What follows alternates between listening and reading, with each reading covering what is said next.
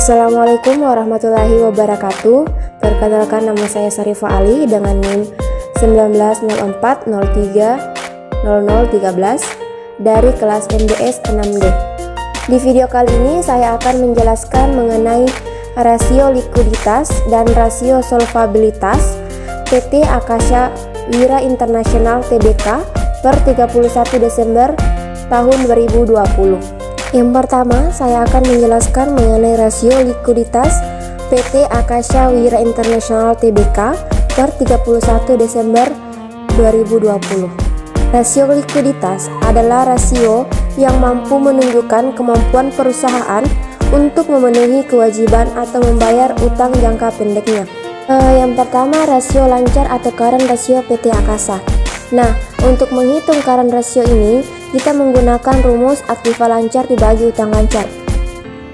Aktiva lancar PT Akasha ini adalah 545,239 dibagi utang lancarnya 183,559, sehingga didapatkan hasil 2,97 kali, atau jika dibulatkan menjadi 3 kali, yang dimana artinya perusahaan memiliki kemampuan yang baik dalam melunasi kewajibannya karena perbandingan aktivanya lebih besar.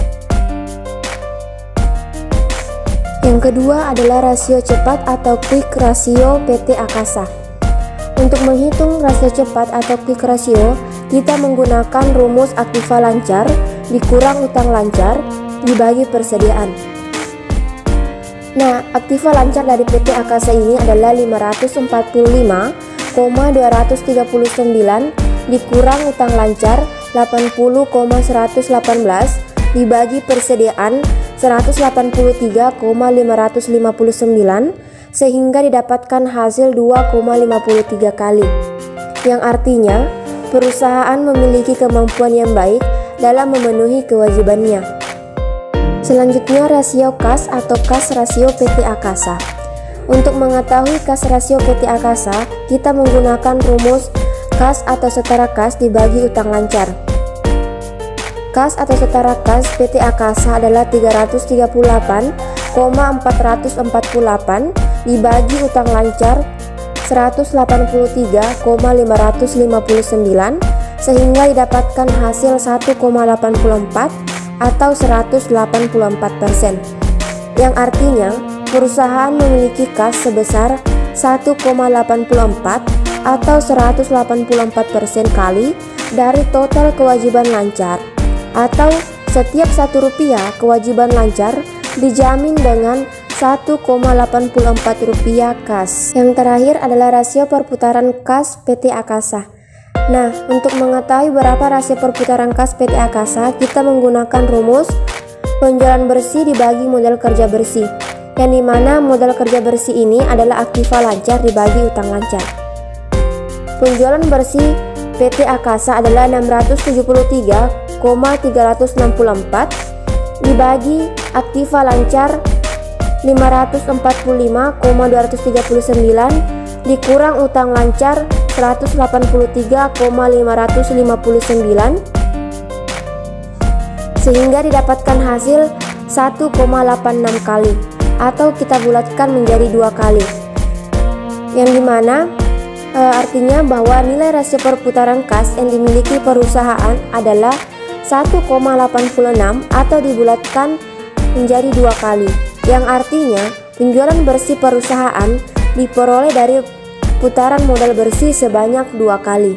Selanjutnya adalah rasio solvabilitas PT Akasha Wira International Tbk per 31 Desember 2020.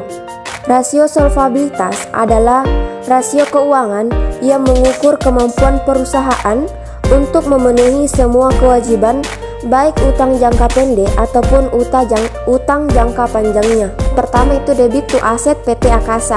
Rumus yang kita gunakan adalah total debit dibagi total aset. Total debit PT Akasha ini adalah 258,283 dibagi total aset PT Akasha adalah 958,791, sehingga didapatkan hasil 0,269 jika kita bulatkan menjadi 27%, yang artinya 27% pendanaan perusahaan dibiayai dengan utang untuk tahun 2020, atau setiap Rp100 pendanaan perusahaan, Rp27 dibiayai dengan utang. Yang kedua yaitu debit to equity rasio PT Akasa. Nah, rumus dari debit to equity rasio ini adalah total utang dibagi ekuitas. Total utang PT Akasa adalah 258,283 dibagi ekuitas 700,508, sehingga didapatkan hasil 0,368, kemudian dibulatkan menjadi 37%. Artinya, kreditor menyediakan Rp37 tahun 2020 untuk setiap Rp100 yang disediakan pemegang saham, atau perusahaan dibiayai oleh utang sebanyak 37%. Selanjutnya, long term debit to equity rasio PT Akasa. Nah, untuk mengetahui LTDTR PT Akasa, kita menggunakan rumus total utang jangka panjang dibagi equity. Total utang jangka panjang PT Akasa adalah 74,724 dibagi equity 700,508, sehingga didapatkan hasil 0,106. Kita bulatkan menjadi 11%. Artinya, utang jangka panjang perusahaan nilainya adalah 11% dari nilai ekuitas perusahaan. Kemudian, time interest earned atau TIE PT Akasa. Untuk menghitung TIE ini kita menggunakan rumus EBIT dibagi interest atau biaya bunga. EBIT PT Akasa adalah 167,919 dibagi biaya bunga 787, sehingga didapatkan hasil 0,21 kali. Artinya, untuk tahun 2020, biaya bunga ditutup 0,21 kali laba sebelum bunga dan pajak, atau perusahaan mampu membiayai 0,21 kali biaya bunga perusahaannya. Yang terakhir yaitu Fixed Charge Coverage PT Akasa, atau kita singkat FCC. Nah, untuk mencari FCC PT Akasa ini kita menggunakan rumus EBT ditambah biaya bunga ditambah kewajiban sewa dibagi biaya bunga ditambah kewajiban sewa. EBT dari PT Akasa adalah 167,919 ditambah biaya bunga 787 ditambah kewajiban sewa 3,595 dibagi biaya bunga 787 ditambah kewajiban sewa 3,595, sehingga didapatkan hasil 558,514 dibagi 790,595. Kemudian hasilnya adalah 1,21 kali. Artinya seandainya rata-rata industri untuk FCC adalah 10 kali, untuk tahun 2020 hanya 1,21 kali, dan ini dinilai kurang baik karena masih di bawah rata-rata industri dan tentu menyulitkan perusahaan untuk memperoleh pinjaman.